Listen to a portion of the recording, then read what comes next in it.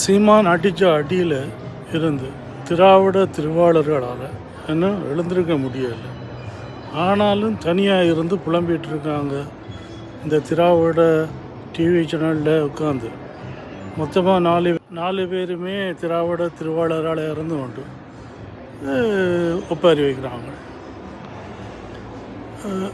திராவிட திருவாளர்கள் இல்லை பெரியார் என்கிற நாயக்கர்கிட்ட உண்மை இருந்தால் நாயக்கற்ற தொங்கு சதைகள் சீமானோட நேரடியான விவாதத்தில் உட்காரலாம்.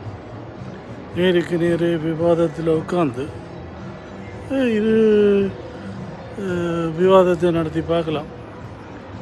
என்ன வாயில் வர எல்லாத்துக்கும் ஆதாரங்களை கொண்டு வாங்க.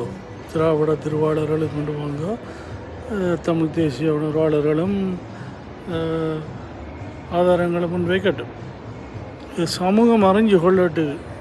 கடந்த 100 வருஷத்தில்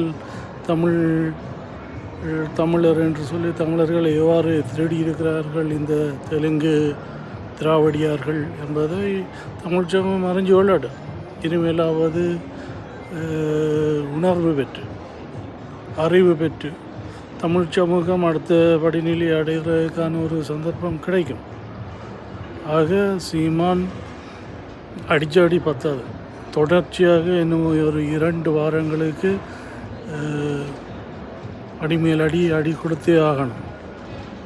தமிழ் தேசியவாதியை தொடர்ந்து இதை விவாத பொருளாக்கி திராவிடத்தை மொத்தமாக கழுவி துடைத்து எறிந்துவிட வேண்டும்.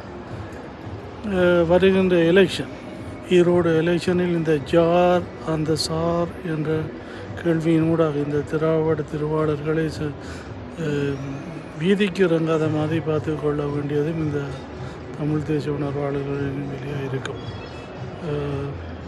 விரைவில் ஒரு டிவைட், தமிழ் தேசியவாதிகளும் இந்த திராவிட திருவாளர்களும் பெரியாரின் தொங்கு சதைகளும் ஆதாரங்களோடு ஒரு மேடையில் உட்காருகின்ற நாள் வரும்போது இன்னும் பல சிறப்பான சம்பவங்கள் நிகழலாம்.